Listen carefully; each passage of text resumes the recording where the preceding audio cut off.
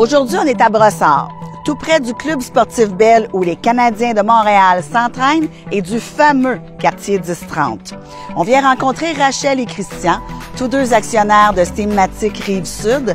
Vous allez voir à quel point leur complicité entrepreneuriale font en sorte que la culture de l'entreprise est hyper enviable. Venez-vous-en.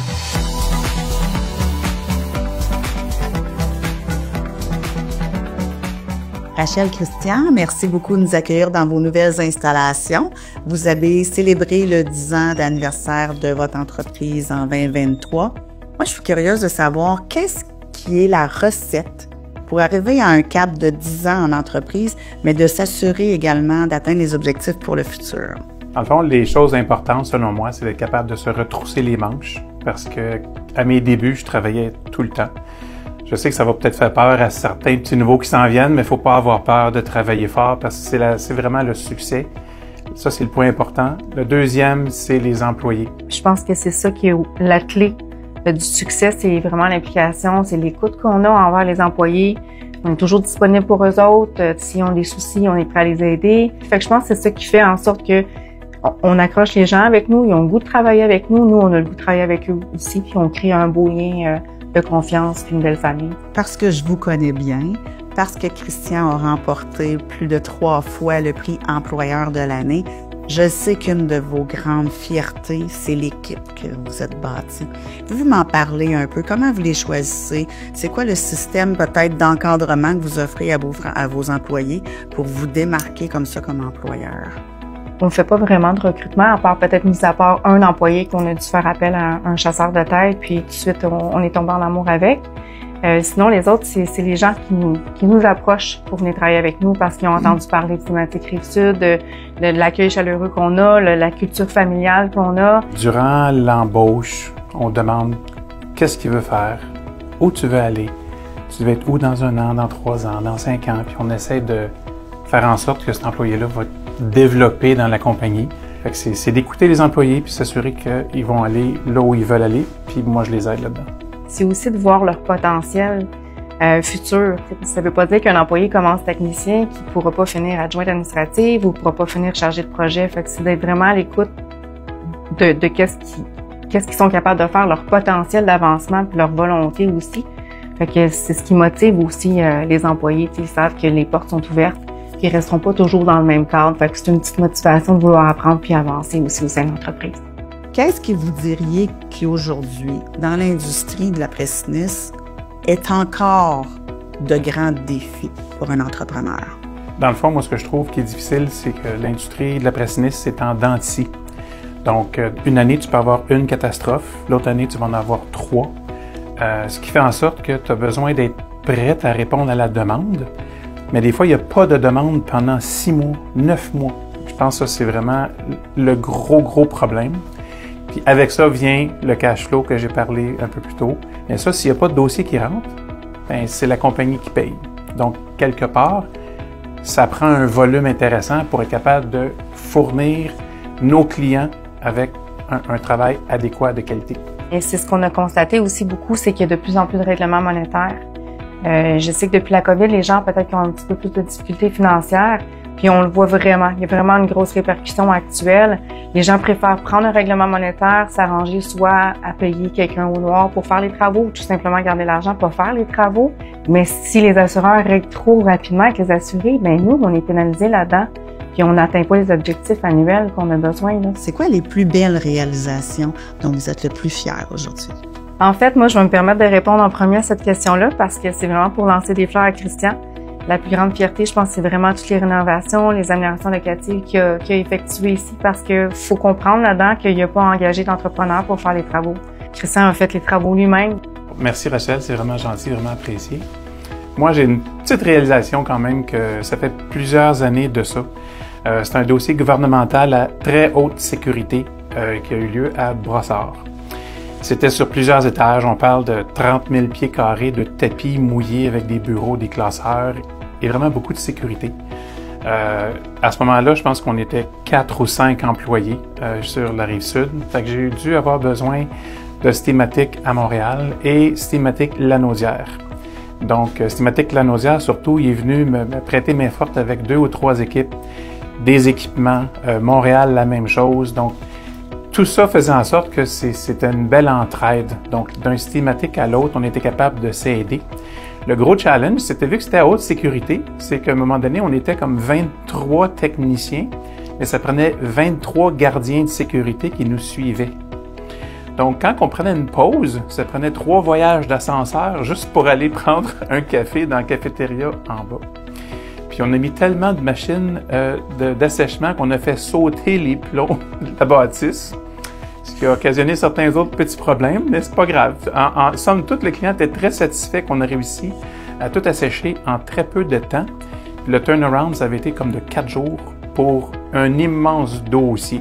Qu'est-ce que Stématique Canada, comme franchiseur, pourrait faire pour constamment évoluer et apporter des valeurs ajoutées ou du support à nos franchisés?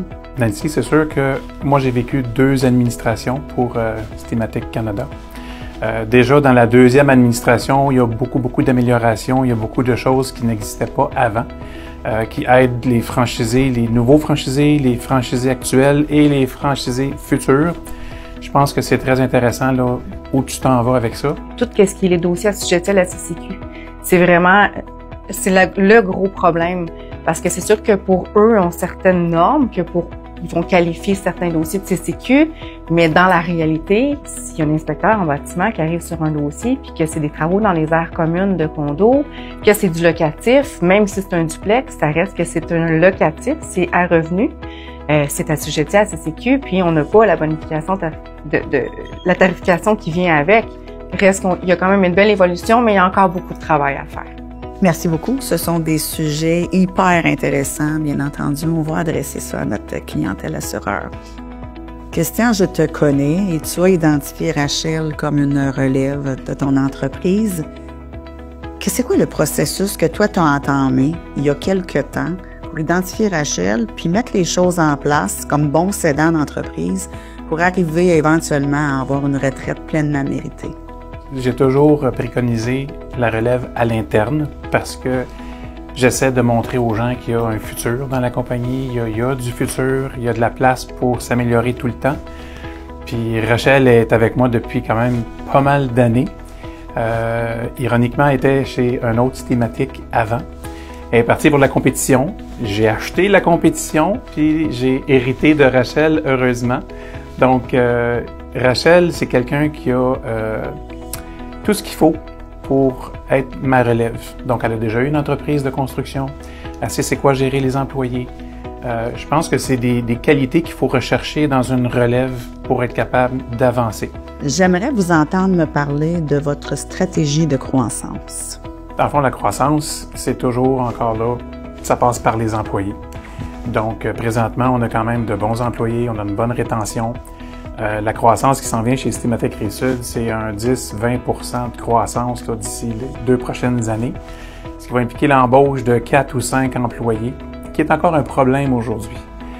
La qualité des employés est importante. L'assiduité au travail, c'est toutes des choses qui sont difficiles à aller chercher aujourd'hui chez les nouvelles recrues qui s'en viennent. Depuis 3 ou 4 mois, on a été chercher à l'étranger.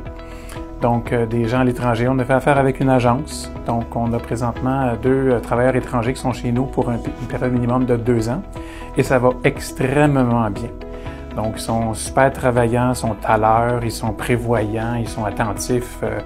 Il y a un tout petit problème de langue, mais ça va se régler. Les cours de français commencent bientôt. Donc, je pense que c'est la voie de l'avenir aussi dans la presse sinistre, parce que c'est des gens qui sont ultra travaillants. C'est sûr que la culture québécoise est différente aussi, hein. Donc, c'est pas la même énergie et le même désir de travailler ardemment. Mais ça les a quand même motivés à vouloir faire mieux, hein, puis vouloir eux-mêmes se valoriser, en fait, puis pas perdre leur place. Donc, ça a apporté quand même un bel équilibre et une belle énergie. C'est ce qui est beau aussi avec les employés.